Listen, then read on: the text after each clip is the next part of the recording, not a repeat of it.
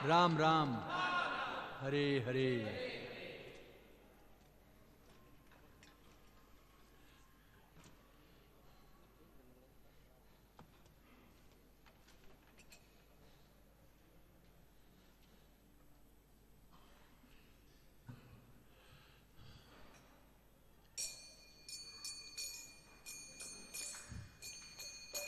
जय राधा माधव कुंज बिहारी,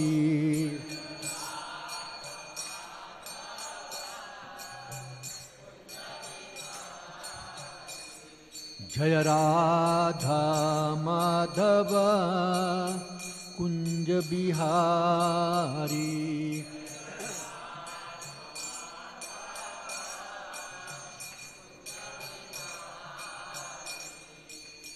गोपी जन वल्लभ गिरिवरधारी,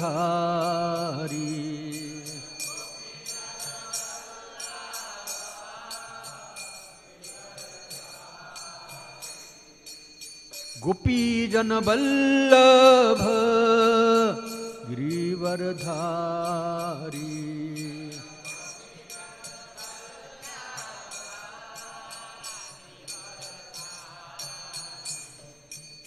यशोधानंदन ब्रज जन रंजन,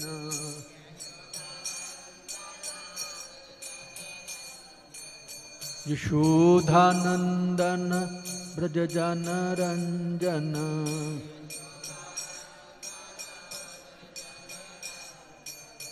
यमुना तीर बनचारी,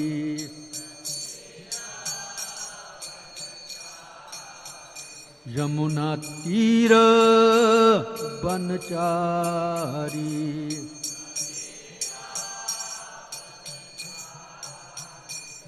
जय राधा माधव कुंज बिहारी,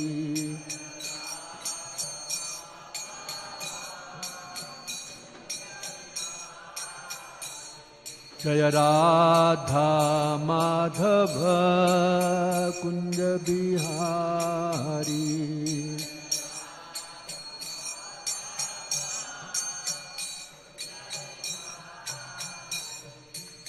गोपी जन वल्लभ गिरिवरधारी,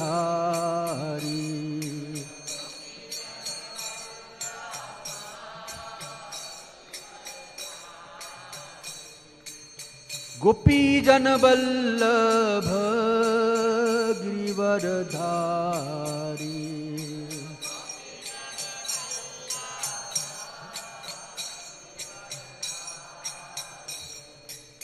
यशोधानंदन ब्रज जन रंजन,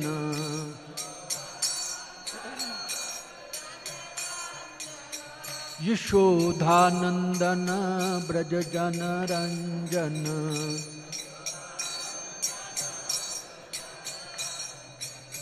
यशोधानंदन ब्रज जन रंजन।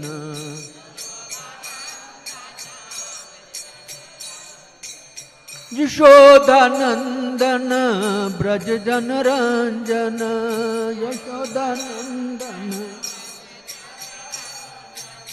यशोदानंदन ब्रज जन रंजन।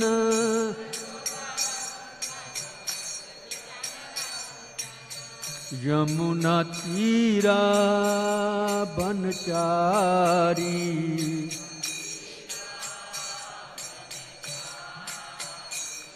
जय राधा माधव कुंज बिहारी।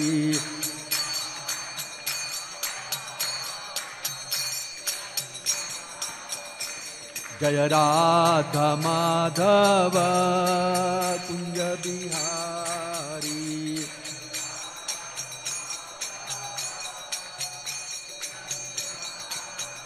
हरे Krishna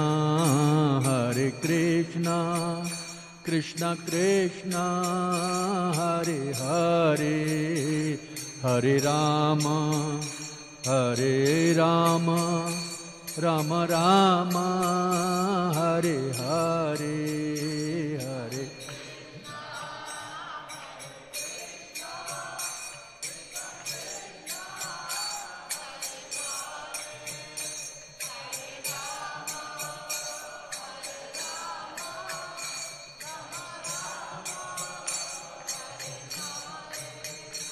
Hare Krishna, Krishna Krishna, Hare Hare, Hare Rama, Rama Rama, Hare Hare,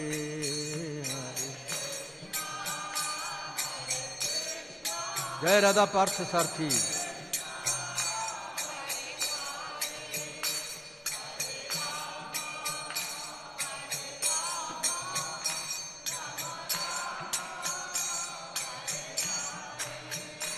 Hare Krishna, Krishna Krishna, Hare Hare, Hare Rama,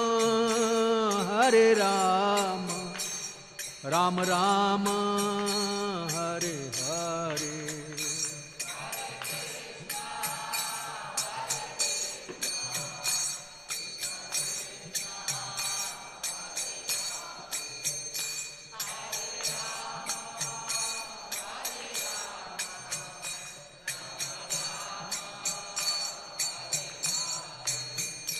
Hare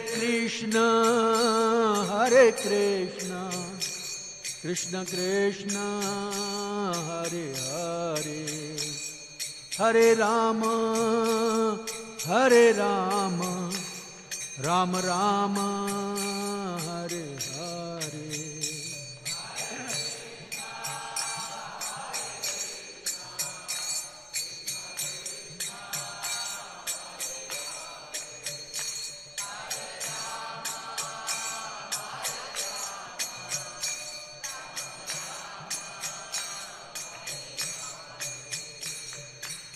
Om Vishnupadaya Krishna Prasthaya Bhutale Shrimate Bhakti Vedanta Swamiti Namine Namah.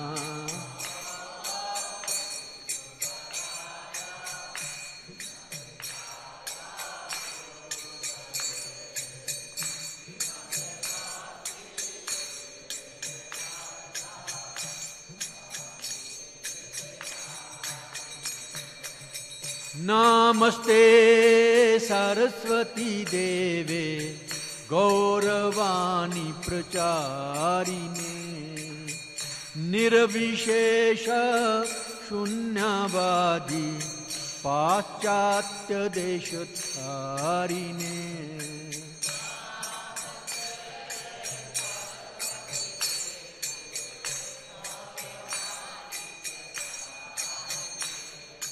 Prabhupada.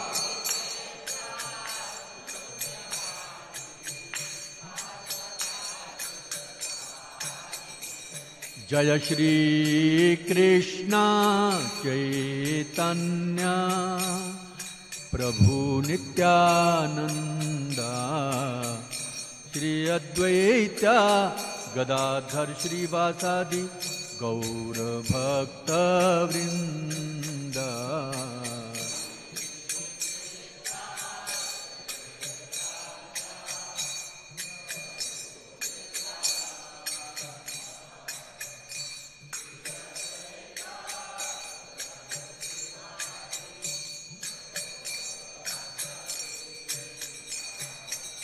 Shri Krishna Chaitanya Prabhu Nityananda Shri Advaita Gadadhar Shivasadi Gaura Bhakta Vrinda.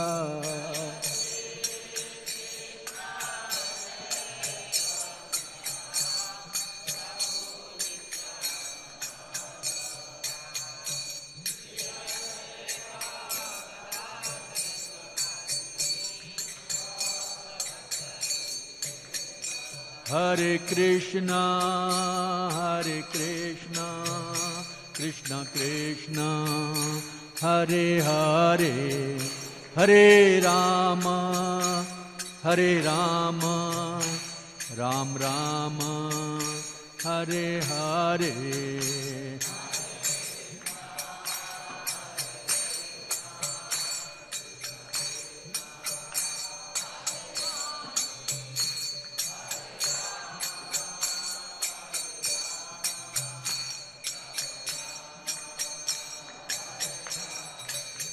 Hare Krishna, Krishna Krishna, Hare Hare, Hare Rama, Ram Rama, Hare Hare.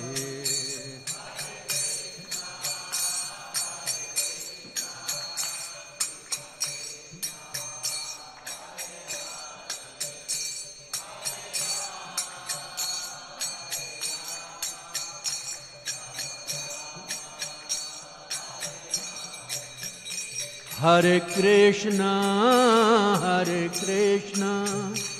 Krishna Krishna, Hare Hare, Hare Rama, Ram Rama, Hare Hare, Hare.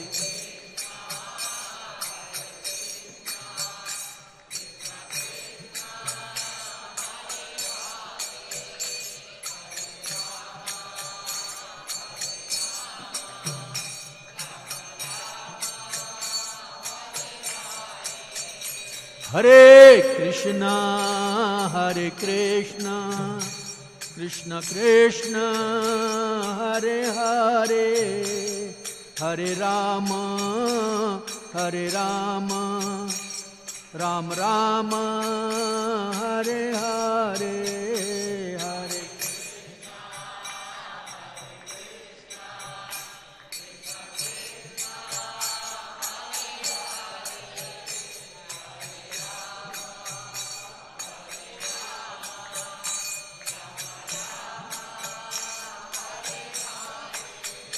Hare Krishna, Krishna Krishna, Hare Hare, Hare Rama, Ram Rama, Hare Hare, Hare.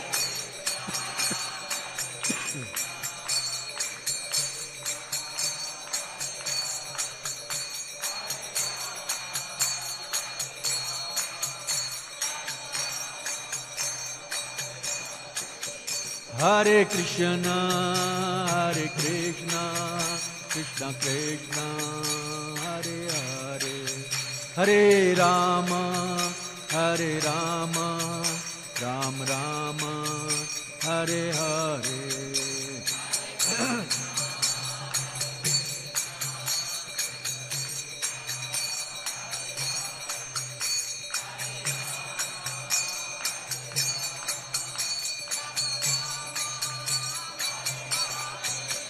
Hari Bol, Hari Bol, Hari Bol, Hari Bol, Nittai Gaur.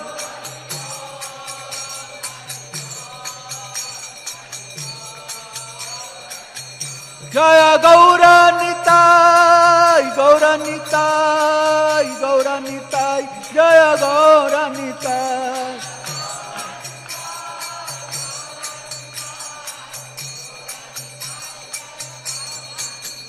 Jaya Radha Parth Sathi, Radha Parth Sathi Radhe.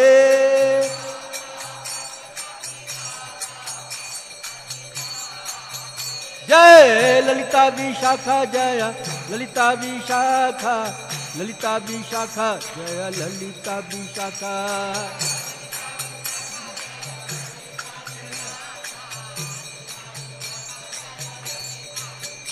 Jaya Sitaram Lakshmana Hanuman, Sitaram Lakshmana Hanuman.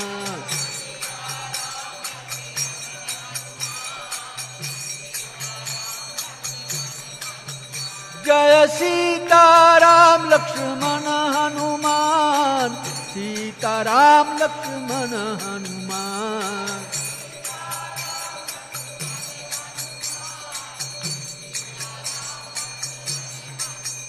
Jaya Narsingha Dev, Narsingha Dev, Dev Jaya Prahlad Maharaj.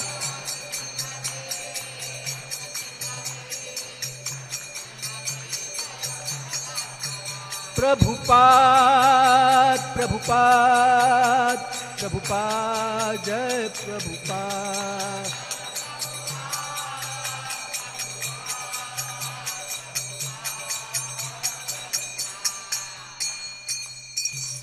जय ओम विष्णुपाद परमहंस परिव्राजकाचार्य स्तोत्र शत अभय चरणारविंद भक्ति वेदांत स्वामी महाराज प्रभुपाद की।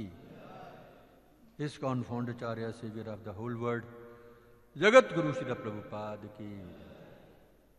प्रेम से कहो श्री कृष्ण चैतन्य प्रभु नित्यानंद श्री अद्वैत गदाधर श्रीवासादि गौर भक्त वृंद की।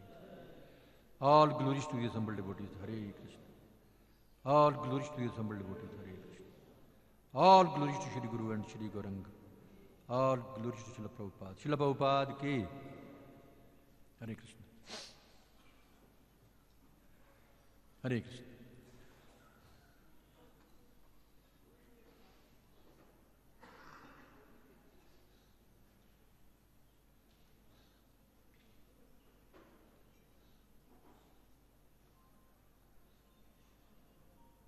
हरे कृष्ण। ओम नमो भगवते वासुदेवाय। ओम नमो भगवते वासुदेवाय।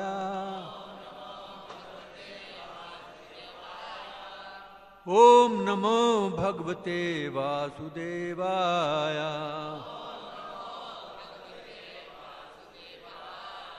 नारायणं नमस्कृत्य नरं चैव नरोत्तमं देवीं सरस्वतीं व्यासं ततो जयामुद्रि। नष्टप्रायेषु भद्रेषु नित्यं भागवत सेवा भगवती उत्तम श्लोके भक्तिर्भक्तिने। ओम अज्ञानतिमिरन्धस्य ज्ञानञ्जनशलाकया चक्षुरुन्मिलितं येन तस्मै श्रीगुरुवे नमः। श्रीचैतन्यमनोभीष्टं स्थापितं येन भूतले स्वयं रूप कदा मह्यं ददाति स्वपदान्तिकं। वन्देऽहं श्रीगुरो श्रीयुतपदकमलं श्रीगुरून् वैष्णवांश्च श्रीरूपं साग्रजातं सहगना रघुनाथान्वितं तं सजीवं साद्वैतं सावधूतं परिजनसहितं कृष्णचैतन्यदेवं श्रीराधा कृष्णपादान् सहगना ललिता श्रीविशाखान्वितं। हे कृष्ण करुणा सिंधु दीनबंधु जगतपते गोपेश गोपिका कांत राधा कांत नमोस्तुते। तप्त कांचन गौरंगी राधे वृंदावनेश्वरी वृषभानुसुते देवी प्रणमामि हरि। वाञ्छा कल्पतरुभयश्च कृपा सिन्धुभ्येव च पतितानां पावनेभ्यो वैष्णवेभ्यो नमो नमः। हरिर्नाम हरिर्नाम हरिर्नामैव केवलं कलौ नास्त्यैव नास्त्यैव नास्त्यैव गत्रन्यत्। नमो विष्णुपदाय कृष्णपृष्ठाय भूतले श्रीमते भक्ति वेदांत स्वामिनिति नामिने। नमस्ते सरस्वती देवे गौरवाणी प्रचारिणे निर्विशेष शून्यवादी पाश्चात्य देशतारिणे। जय श्री कृष्ण चैतन्य प्रभु नित्यानंद श्री अद्वैत गदाधर श्रीवासादि गौर भक्त वृंद। हरे कृष्णा कृष्णा कृष्णा हरे हरे हरे राम राम राम हरे हरे कृष्ण। धन्यवाद। अभी मैं पढ़ रहा था कि भगवान रामचंद्र जी की कथाएं पढ़ने से सुनने से व्यक्ति भगवत जाम जाने के योग्य हो जाता है। ये वाल्मीकि रामायण में आता है। और साथ में एक श्लोक मुझे और याद आ गया।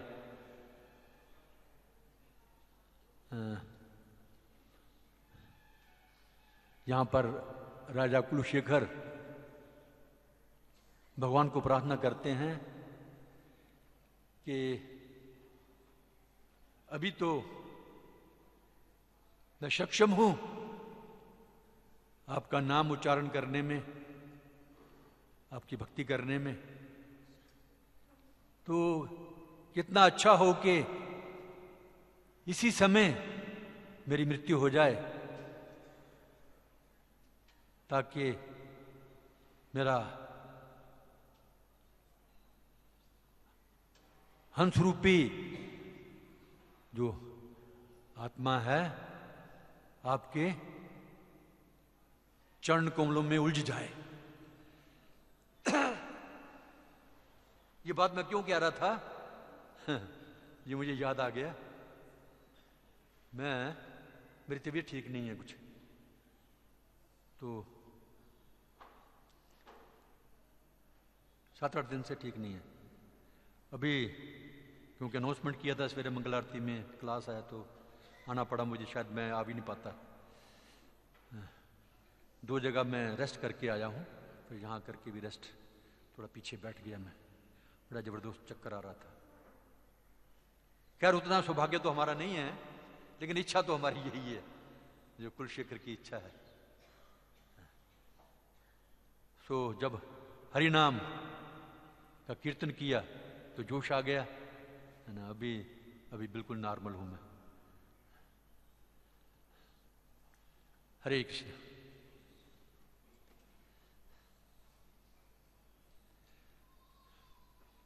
श्रीमद् भागवतम स्कंध 9 अध्याय 10 श्लोक संख्या 22। भगवान रामचंद्र की लीलाएं। वैसे भगवान की लीलाएं जो है ना, ये कोई मामूली कहानियां नहीं है, बड़ी पावरफुल हैं ये। कोई भी व्यक्ति इनको पढ़ करके सुन के भगवत धाम जाने के योग्य बन सकता है।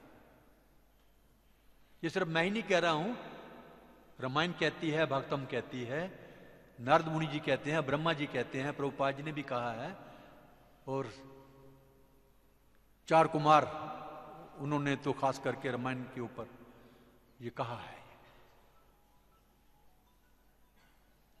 तो आप बड़े भाग्यशाली हैं, आप 4-5 दिन से रामायण की कथाएं सुन रहे हैं।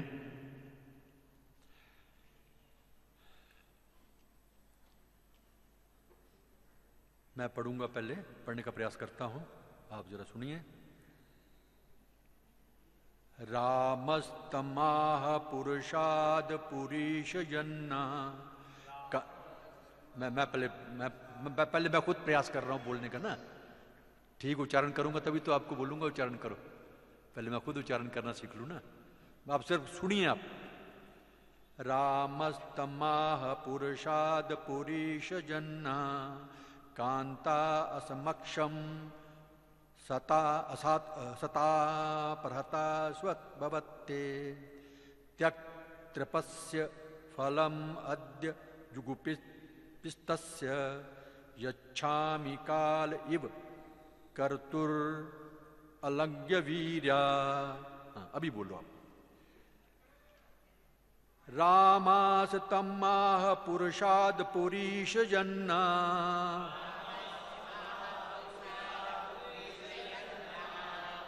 कांता समक्षम सता प्रहता समवत्ते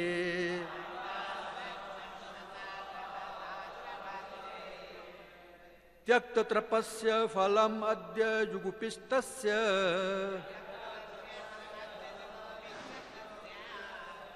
यच्छामि काल इव कर्तुर अलंघ्य वीर्या।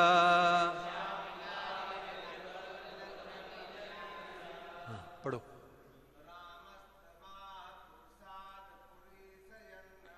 रामस्तमाह पुरुषाद पुरीश जन्ना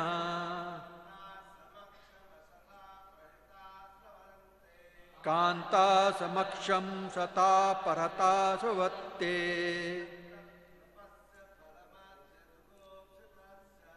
त्यक्त तृपस्य फलम अद्य जुगुपिस्तस्य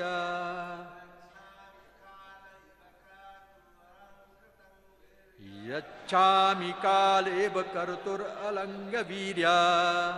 वेरी गुड, बहुत अच्छा पढ़ा। और पढ़िए, और पढ़ो।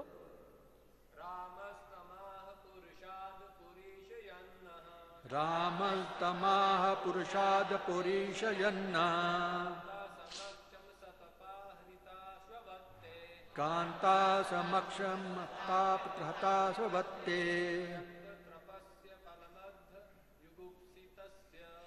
त्यक्त त्रपस्य फलम अद्य युगुपितस्य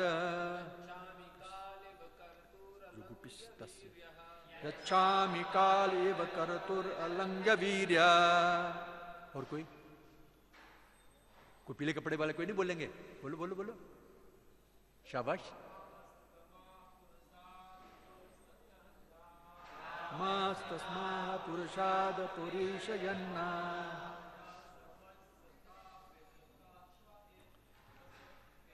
कांता समक्षम सता प्रहता स्वत्ते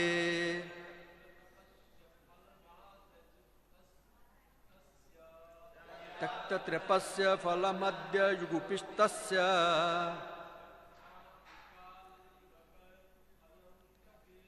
यच्छामि काल इव कर्तुर अलंघ्य वीर्या। और कोई? हाँ बोली बोली बोली, बोलने लगा पर। रामस्तमाह पुरुषाद पुरीशयन्ना कांता समक्षम सता प्रहता स्वत्ते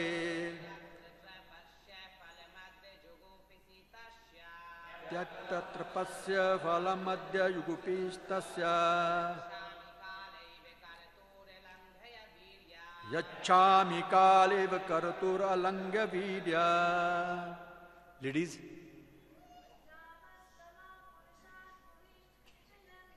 रामस्तमाह पुरुषाद पुरीशयन्ना नाथ समक्ष प्रहता स्वत्ते त्यक्त त्रपस्य फलमद्य युगुपिस्तस्य यच्छामि कालेव कर्तुर अलंघ्य वीर्या। और कोई? ठीक है। शब्दार्थ मेरे पीछे दोहराइए। राम, भगवान रामचंद्र ने तम उससे, मतलब रावण से, कहा पुरुषद पुरुष पुरीश तुम मनुष्यों के भक्षकों के मल हो, तुम मनुष्यों के भक्षकों के मल, राक्षसों के मल हो। यत क्योंकि न मेरी कांता पत्नी असमक्षम मेरी अनुपस्थिति के कारण असहाय असता महान पापी तुम्हारे द्वारा अपहृता अपहरण की गई स्वभक्त कुत्ते के समान जो मालिक की अनुपस्थिति में रसोई से भोजन लेकर भाग जाता है, ते तुम्हारा त्यक्त त्रपस्य निर्लज्ज फल मध्य आज तुमको मजा चिखा दूंगा। युगुपिस्तस्य अत्यंत नीच का, यच्छामि तुम्हें दंड दूंगा, काल इव मृत्यु के समान, कर्तु सारे पापों के कर्ता तुमको, अलंघ्य वीर्या किंतु मैं सर्वशक्तिमान होने के कारण कभी अपने प्रयास में विफल नहीं होता।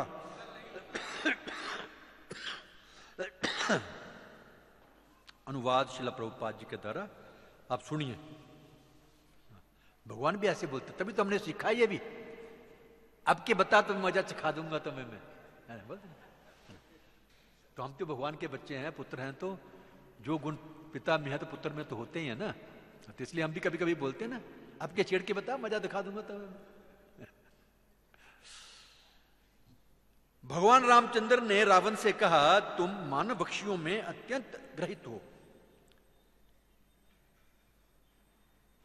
निस्संदेह तुम उनकी विष्टा तुल्य हो, तुम कुत्ते के समान हो, क्योंकि वह घर के मालिक के ना होने पर रसोई से खाने की वस्तु चुरा लेता है। तुमने मेरी अनुपस्थिति में मेरी पत्नी सीता देवी का अपहरण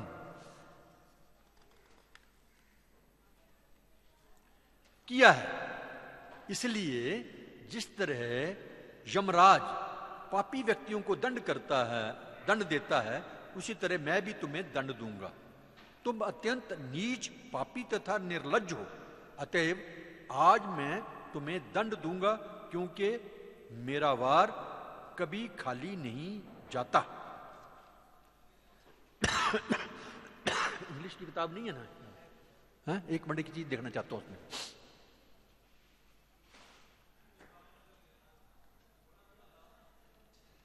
ये है, एक मिनट में ये ट्रांसलेशन एक बार पढ़ना चाहता हूं मैं। Translation by His Divine Grace, Ilesi Bhaktivedanta Swami Prabhupada. Lord Ramchandra said to Ravan, you are the most abominable of the man-eaters.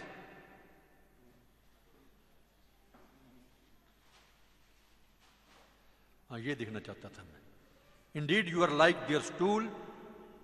You resemble a dog, for as a dog steals eatables from the kitchen in the absence of the householder. In my absence, you kidnapped my wife Sita Devi. Therefore, as Yamraj punishes sinful men, I shall also punish you. You are most abominable, sinful and shameless. Today, therefore, I, whose attempt never fails, shall punish you.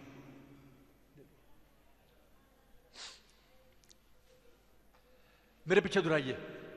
भगवान रामचंद्र ने रावण से कहा, तुम मानव भक्षियों में अत्यंत ग्रहित हो, निस्संदेह तुम उनकी विष्टा तुल्य हो, तुम कुत्ते के समान हो, क्योंकि वह घर के मालिक के ना होने पर रसोई से खाने की वस्तु चुरा लेता है।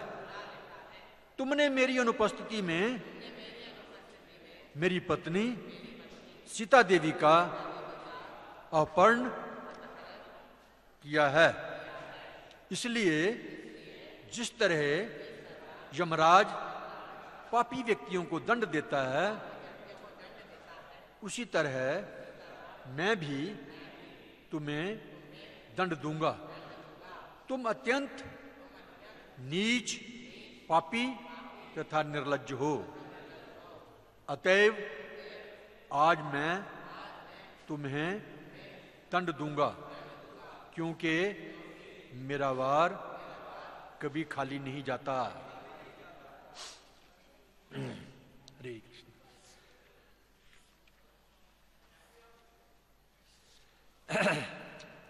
अच्छा, यहां पर एक प्रश्न उठता है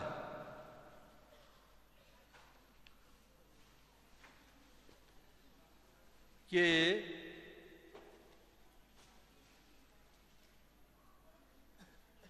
भगवान राम तो सर्वशक्तिमान है और उनकी पत्नी जो है सीता देवी, वो लक्ष्मी है, वो भी शक्तिशाली है। तो फिर ये कैसे हो गया कि रावण जो है माता सीता का अपहरण उसने किया? ये क्वेश्चन है।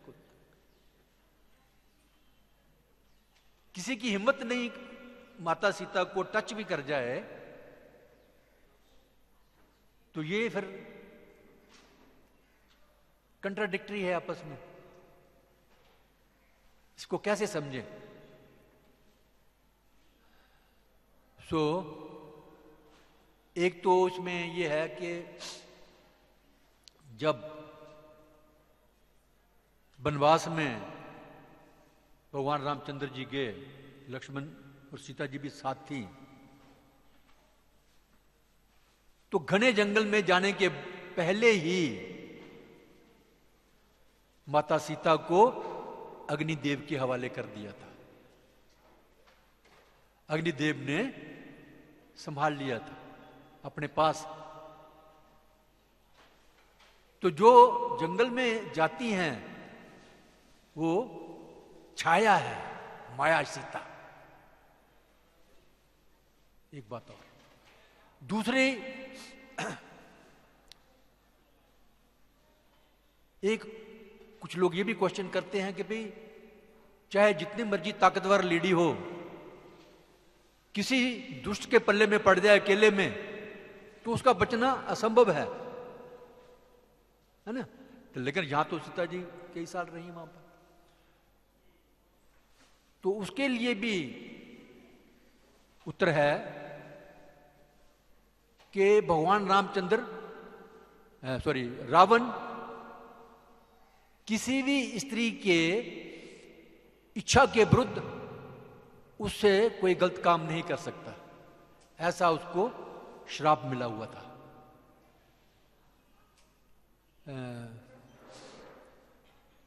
क्या बोलते, कुबेर के जो बेटा है उसकी शादी एक अप्सरा से होने वाली थी। आपस में उनका लव अफेयर चल रहा था, तो शादी होने वाली थी उसके साथ। लेकिन रावण तो सब जगह पहुंच जाता था, इतनी शक्तिशाली था वो। और उसके बेटे ने तो इंद्र को भी जीत लिया था, तभी तो उसका नाम पड़ गया इंद्रजीत।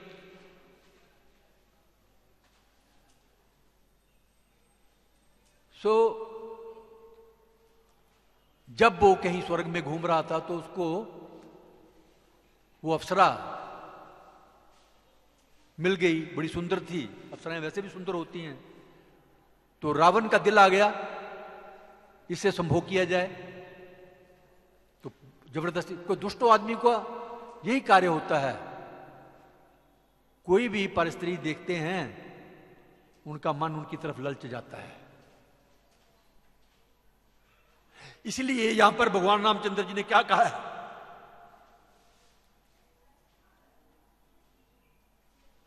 कुत्ते हो तुम, नीच हो, पापी हो, निर्लज्ज हो, जो पर स्त्री के साथ जबरदस्ती बुरे कार्य करता है वो व्यक्ति वाकई ही निर्लज्ज हो जाता है। उसको ना अपने समाज की फिक्र है, समाज क्या कहेगा पता तो चल ही जाता है। समाज क्या कहेगा, कई दफा तो ऐसे भी होता है कि जिस स्त्री से वो गलत कार्य कर रहा है उसके बराबर उसकी लड़कियां भी होती हैं, बेटे भी होते हैं, उसके बावजूद भी वो ऐसे बुरे कार्य करता है। तो फिर उसको निर्लज्ज नहीं कहेंगे तो क्या कहेंगे? शर्म है ही नहीं, बेशर्म, बेहया। वही चीज भगवान रामचंद्र जी ने जहां कही है। और साथ में ये भी एक यहां पर हमें शिक्षा मिलती है कि स्त्रियों को हमेशा प्रोटेक्शन में रहना चाहिए। आजकल बड़ा ये आंदोलन शुरू हुआ है कि हमें बराबर का दर्जा चाहिए। ये कभी हो नहीं सकता है। ठीक है, बड़े अच्छे कार्य कर सकती हैं लेडीज भी,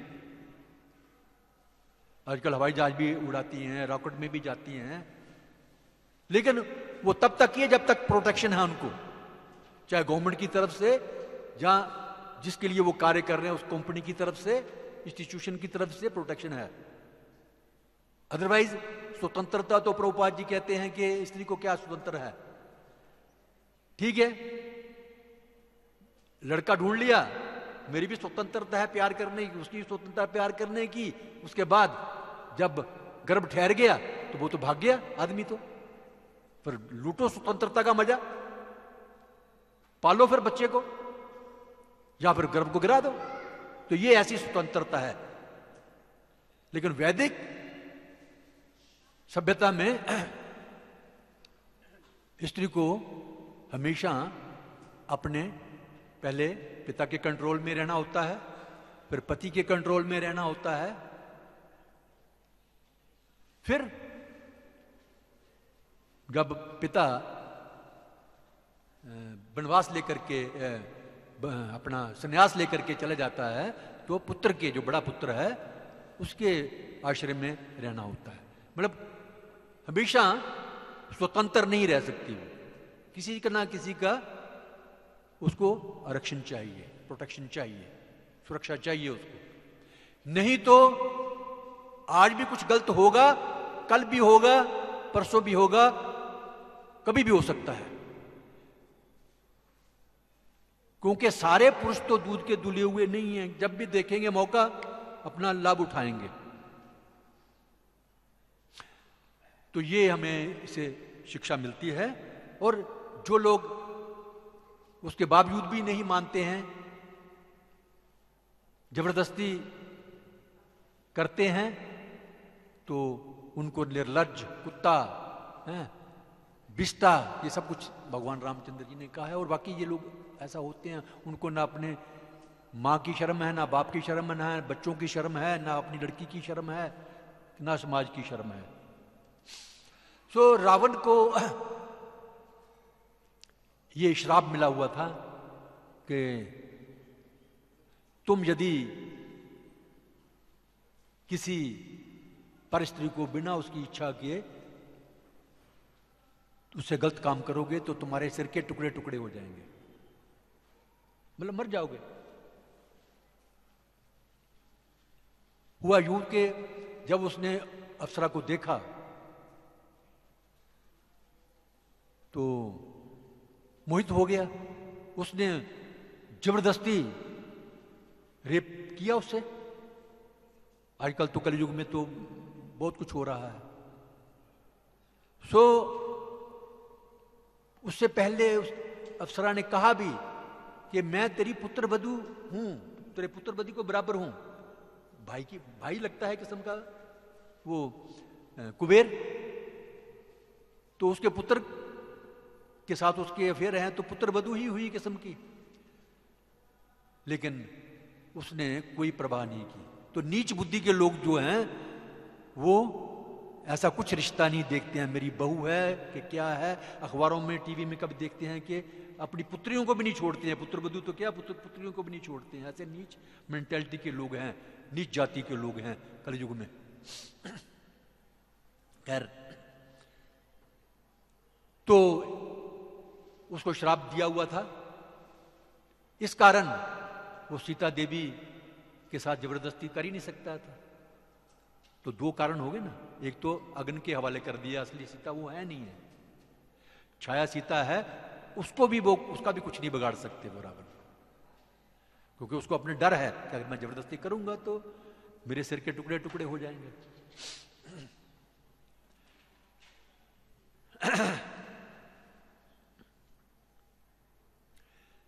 ये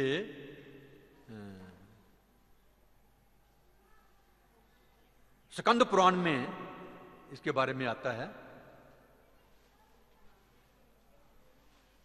मध्वाचार्य ने इसके बारे में विशद व्याख्या की है। उसका मैं श्लोक नहीं पढ़ूंगा, केवल उसका थोड़ा सा अनुवाद है, वो पढ़ता हूं मैं। वस्तुतः रावण द्वारा सीता का अपहरण असंभव था। कभी हो सकता है कि मामूली आदमी कोई सीता का अपहरण कर सके? वो रावण द्वारा हरी गई सीता माया सीता थी। सीता देवी का माया रूप, मायामय स्वरूप। जब सीता की अग्नि परीक्षा हुई तो ये माया सीता भस्म हो गई और असली सीता अग्नि से बाहर आ गई। जब सीता को लंका से वापस लाए रावण को मार करके, तो परीक्षा भी हुई। जो अग्नि के गोद में गई माया सीता, वो तो जल गई, भस्म हो गई, और असली सीता अग्निदेव ने भगवान राम को दे दी। तो तो ये सब बातें हमें दिमाग में होनी चाहिए लोगों का जवाब देने के लिए, जो लोग कई तरह के कमेंट्स करते हैं।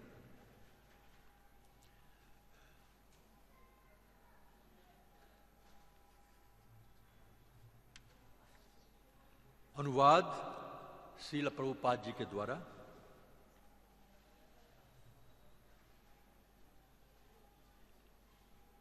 नच दैवात परम बलम, कोई भावी बल दिव्य शक्ति से पार नहीं पा सकता। भगवान की शक्ति से कोई जीत नहीं सकता है,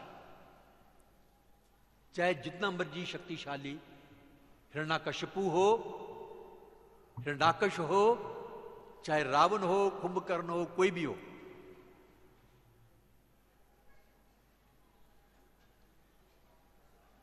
भगवान तो शक्तियों का भंडार है, उन्हीं से तो शक्ति है, उन्हीं के कारण में तो हम में शक्ति है, तो उनको कौन जीत सकता है। रावण इतना पापी था, निर्लज्ज था कि उसे इसका पता ही नहीं था कि रामचंद्र की लादनी शक्ति माता सीता का अपहरण करने का क्या फल होगा। अब जानन्ति मां मूढ़ा मनुष्यम तनम अश्रुतम, भगवद गीता में भगवान कहते हैं। जब भगवान मनुष्य का रूप लेकर के आते हैं तो वो लोग बोलते हैं ओ ये तो भी हमारी तरह ही है। मूढ़ व्यक्ति जो हैं वो नहीं समझते, ये तो हम में से एक है, जैसे हम पैदा हुए ये भी ऐसे ही आया है। लेकिन उनको पता नहीं है हमारे पैदा होने में और भगवान के प्रकट होने में जमीन आसमान का अंतर है। भगवान जो है किसी मां के गर्भ से पैदा नहीं होते हैं, जैसे हम लोग माता पिता के संपर्क में होकर के बाद में पैदा होते हैं वीर्य के द्वारा। भगवान ऐसे नहीं है। अभी जब द्वापर युग में भी भगवान यहां पर लीला कर रहे थे, साक्षात सबने देखा, लेकिन सारे थोड़े पहचान सके कि ये कृष्ण है, भगवान है। ऐसे ये मामूली आदमी हमारी तरह, अब जानन्ति मां मूढ़ा मनुष्यम तनम आश्रितम। और ये भी नहीं पता उनको कि ये तो इनकी अलादनी शक्ति है, सीता देवी भगवान रामचंद्र जी की। भगवान रामचंद्र शक्तियों के भंडार है, अद्युतम अच्युतम अनाधिम अनंत रूपम आद्यम पुराण पुरुषम नव यौवनम। जो भगवान कृष्ण ने बहुत सारे अवतार उनके हुए हैं। वैसे मूल रूप में कृष्णस्तु भगवान स्वयं, कृष्ण स्वयं भगवान है। बाकी जितने भी हैं उनके रामादि मूर्ति शुक्ला नियमीन तिष्ठन, बाकी सब उनके विस्तार, उनके अंश अवतार, अंशों के अंश अवतार, लीला अवतार, शक्ति अवतार, इस किस्म के हैं। लेकिन कृष्णस्तु भगवान स्वयं, लेकिन कृष्ण स्वयं भगवान है। लेकिन इसका मतलब यह नहीं है कि जितने भी अवतार भगवान के हुए तो वो उनमें शक्ति कम है, नहीं। ब्रह्मा जी इसका उदाहरण देते हैं ब्रह्म संहिता में। एक मोमबत्ती जल रही है, उससे वैसी कितनी सारी मोमबत्तियां जला लीजिए, सबका प्रकाश बराबर है, लेकिन मूल तो वही है। ये इस अंतर को हमें समझना चाहिए। तो भगवान राम में शक्ति कम नहीं है, बिल्कुल बराबर है, जैसे मोमबत्ती का उदाहरण दिया है। और उनकी जो अलादनी शक्ति है वो भी कम नहीं है। वो चाहे तो रावण को खुद भी कर सकती थी, है ना। लेकिन ये लीला है एक्चुअली। भगवान कोई थर्ड क्लास आदमी से लीला नहीं करते हैं, अपने बराबर के साथ, जो हमारे उनके बड़े परम भक्त होते हैं ना, उन्हीं के साथ लीलाएं करते हैं। जय विजय विकुंठ के रहने वाले हैं, उन्हीं के साथ लीलाएं की उन्होंने। आम मेरे जैसे थर्ड क्लास आदमी के साथ थोड़ी लीलाएं की करते हैं। वो तो बराबर का आदमी चाहिए।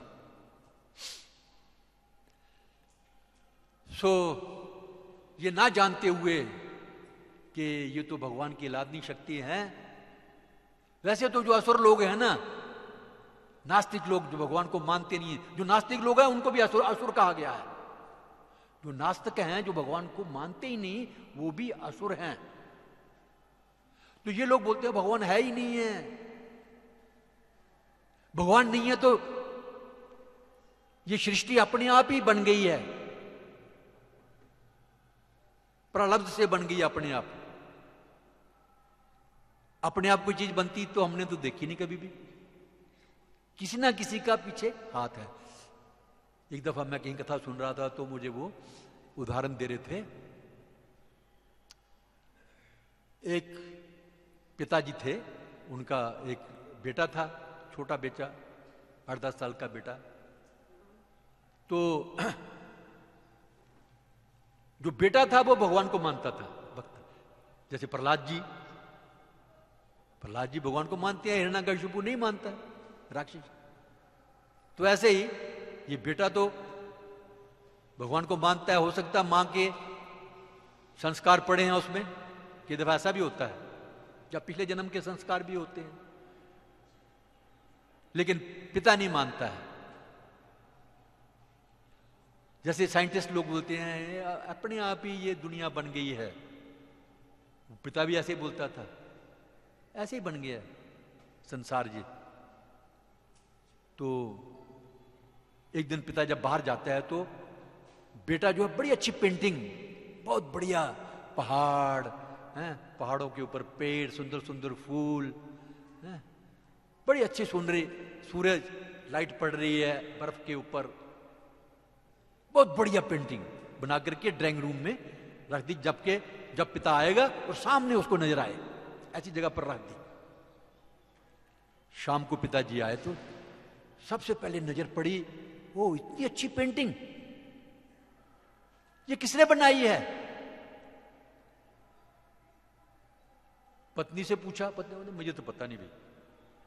बेटे से पूछा, नहीं पिताजी ये तो अपने आप बन गई, बड़ी सुंदर है, लेकिन बड़ी सुंदर है ये पेंटिंग, लेकिन बनी अपने आप ही है। पिताजी बोलते मजाक क्यों करते हो भी, बताओ तो सही किसने बनाई है? पिताजी मैं सच बोल रहा हूं, ये तो अपने आप बनी है, इतनी सुंदर पेंटिंग है। डांटा उसको, मूर्ख हो तुम, मुझे मूर्ख बनाते हो। तो पिताजी यद ये छोटी सी पेंटिंग जो है ये अपने आप नहीं बन सकती, इसको बनाने के लिए कोई आदमी चाहिए। तो इतनी बड़ी पेंटिंग जो बनाई है भगवान ने, कहीं चंद्रमा है रात को नजर आता है, तारे नजर आते हैं, पेड़ नजर आते हैं, रंग बिरंगे फूल, और एक ही टहनी के ऊपर एक लाल फूल है, एक हरा फूल है, एक पीला फूल है, नीचे लगे हुए मैंने देखे, नीचे हमारे मंदिर में भी। तो ये अपने आप ही लग गए हैं। इसको बनाने वाला भी कोई है, कोई वो है भगवान। लेकिन जो नास्तिक लोग हैं ये अंट ऐसी बातें करते हैं, कोई भगवान नहीं है, कोई कुछ नहीं है, कोई पुल नहीं बनाया गया समुद्र के ऊपर। हमारी गवर्नमेंट ने भी एक आ रही पीछे, उसने भी ये कह दिया था कि कोई पुल नहीं था ये तो फिर सैटेलाइट से ऊपर देखा, नजर आया तो हाँ, विदेशियों ने कह दिया कि हाँ यहां पर कुछ है, पुल बना हुआ था यहां पर। लेकिन हमारे जो राजनीतिक लोग हैं नहीं, वो लंका से यहां पर जहाज आए सीधे, ऐसा उसको तोड़ने का प्लान था राजनीतिक। सो ऐसा अंट बहुत चलता है दुनिया में, हमें इनकी परवाह नहीं करनी चाहिए। सो रामचंद्र की अलादनी शक्ति माता सीता का अपहरण करने का क्या फल है होगा? राक्षसों का यही अवगुण है, सोचते नहीं वो। असत्यम अप्रतिष्ठम ते जगत आहु अनीश्वरम। राक्षसों को इसका ज्ञान ही नहीं है कि भगवान सृष्टि के शासक हैं। अपने आप दुनिया नहीं चलती। इस देश के राज्य को चलाने के लिए, दुनिया के राज्य को चलाने के लिए राजाओं की जरूरत पड़ती है, मंत्रियों की जरूरत पड़ती है, सिपाहियों की जरूरत पड़ती है, इतना बड़ा व्यवस्था की जरूरत पड़ती है। तो इतने बड़े ब्रह्मांड, कोटि कोटि ब्रह्मांड हैं, वो अपने आप नहीं चल रहे हैं, उनके पीछे भी सबकी भगवान की व्यवस्था है। समय पर बारिश आती है, समय पर हवा आती है, समय पर गर्मी आती है, समय पर दिन चढ़ता है, समय पर रात आती है, ये सारी उसकी व्यवस्था है। और समय पर हम सोते हैं, समय पर हम जागते हैं, भूख लगती है तो जो खाते हैं वो अंदर जाके बैठ नहीं जाता, उसको पचाने के लिए भी भगवान की जरूरत पड़ती है, भगवान पचाते हैं। अगर भगवान नहीं हो तो हमने जो खाया यहां पर यह हो जाएगा, अगले दिन भूख नहीं लगेगी, फिर धीरे धीरे मर भी जाएंगे। तो हर कार्य जो है भगवान के संरक्षण में हो रहा है।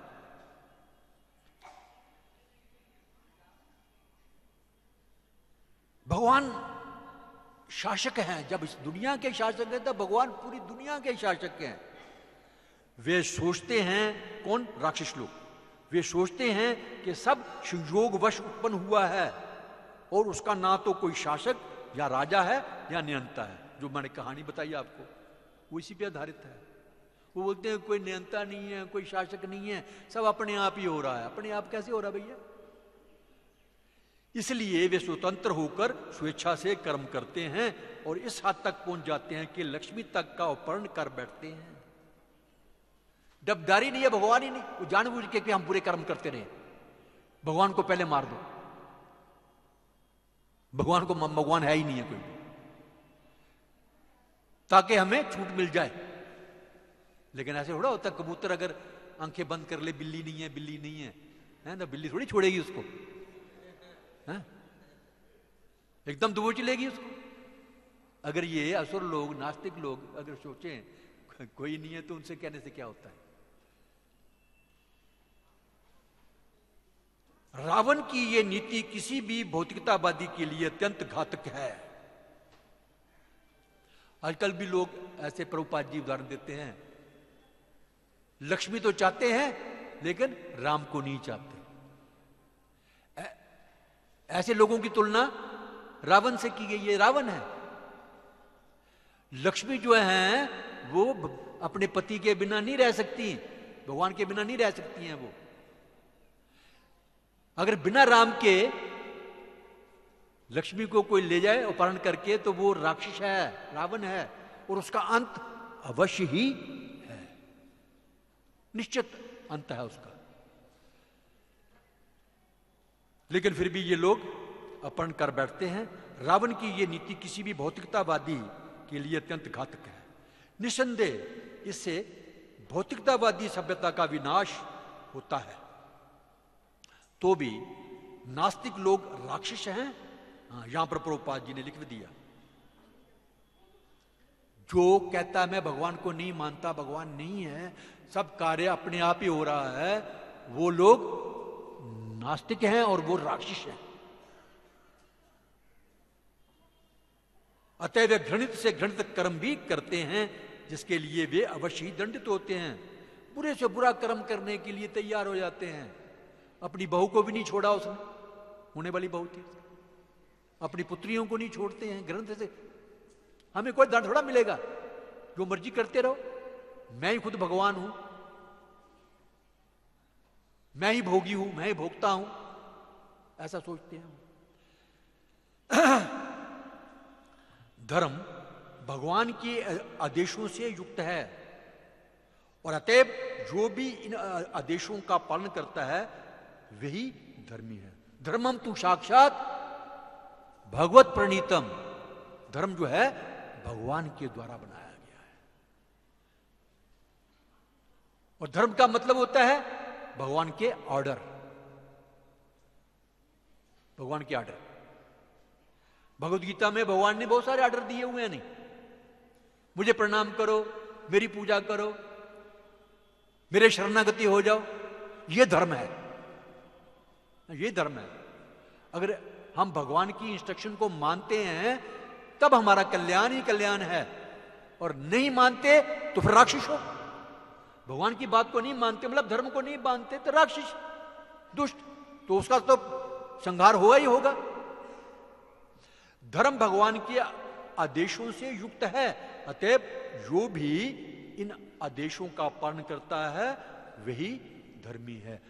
यदि हम भगवत गीता को मानते हैं, केवल मानना नहीं, प्रैक्टिकल, वो तो थ्योरेटिकल तो हमें आ गया, बड़े बड़े लेक्चर भी देते हैं, बहुत सारे लोग लेक्चर देते हैं, बड़ा अच्छा लेक्चर देते हैं, 4-4 घंटे, क्या एक एक श्लोक के ऊपर 10-10 दिन भी बोल देते हैं, लेकिन प्रैक्टिकल नहीं तो कोई उसका कीमत नहीं है। हमें प्रैक्टिकल होना है, जो भगवान ने कहा है वैसे का वैसा हमें पालन करना है, तब हम धर्मी हैं। केवल नॉलेज इकट्ठा कर लिया, ये चावल कितने किलो है, 100 रुपए किलो, ये राजमा कितने रुपए किलो है, 80 रुपए किलो, खरीदना कुदना कुछ है नहीं, लेना लूना कुछ है नहीं, तो उसका क्या फायदा है। मार्केट में घूमते हैं जाकर के तो बनिए की दुकान में बोलते हैं चावल कितने किलो, कितने रुपए किलो, ये राजमा कितने रुपए किलो, ये मोठ कितने रुपए किलो, ये उड़द की दाल कितने रुपए किलो, तो वही बोलते हैं यार इससे हमें मेरा टाइम बर्बाद कर रहा है, लेना लूना कुछ है नहीं। वही साहब ऐसे लोगों का है, केवल जानकारी ले लेते हैं थ्योरेटिकली, लेकिन उनको खरीदना कुछ नहीं है, मतलब प्रैक्टिकल कुछ नहीं करना है। तो इन लोगों को भी कोई लाभ होने वाला नहीं है, इनका कोई भला होने वाला नहीं है। अगर वाकई हम धर्मी बनना चाहते हैं, शिष्य बनना चाहते हैं वैष्णव गुरु के असली गुरु में, सिर्फ दीक्षा लेने से नहीं, अभी कभी कभी लोग तो दीक्षा भी ले लेते हैं लेकिन अपने गुरु का कहना नहीं मानते, तो फिर ऐसे शिष्य को लानत है, उसका उद्धार कैसे होगा। शिष्य बनने का मतलब है सरेंडर, जो आप कहेंगे मैं मानूंगा, जो भगवान ने कहा। और गुरु अपनी तरफ से कुछ नहीं कहता है, भगवान गुरु तो ये कहते हैं कि भगवान ने ये कहा है तुम ऐसा करो। कृष्ण ऐसा कहते हैं, कृष्ण की शरण लो, कृष्ण को नमस्कार करो, उनकी पूजा करो, ये कहते हैं वो। गुरु यही कहेगा, गुरु ये नहीं बोलेगा कि मेरी शरण ले लो। तो जो प्रैक्टिकल करता है उस आदेश को मान करके वो असली धर्मी है, धार्मिक है, बाकी सब पखंडी, बाकी सब पखंडी। जो भगवान के आदेशों का पालन नहीं करता वे अधर्मी है, उसे दंडित होना पड़ेगा, चाहे 100 साल भगवद गीता पढ़ते रहो, लेकिन उसको मानते नहीं, तुम्हारा विश्वास नहीं उसके ऊपर, तो अधर्मी उसके लिए दंड भुगतने के लिए तैयार रहना चाहिए। तो उसका लबोलबाब क्या निकला कि हमें धार्मिक बनना है, जो भगवान गुरु के माध्यम से कह रहे हैं उसका 100% 100% उसका पालन करना है, प्रैक्टिकल करना है, नहीं तो कोई लाभ नहीं होने वाला। धन्यवाद। हरे कृष्णा। कोई प्रश्न है तो बोल सकते हैं। श्रील प्रभुपाद की, ग्रंथराज श्रीमद् भागवतम की। सबको समझ में आ गया सब कुछ? नहीं? ठीक है। हरे कृष्ण। धन्यवाद।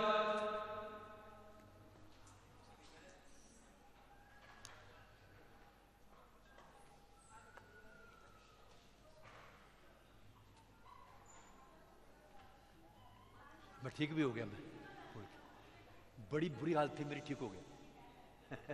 भगवान प्रभुपाद जी ने कृपा कर दिया।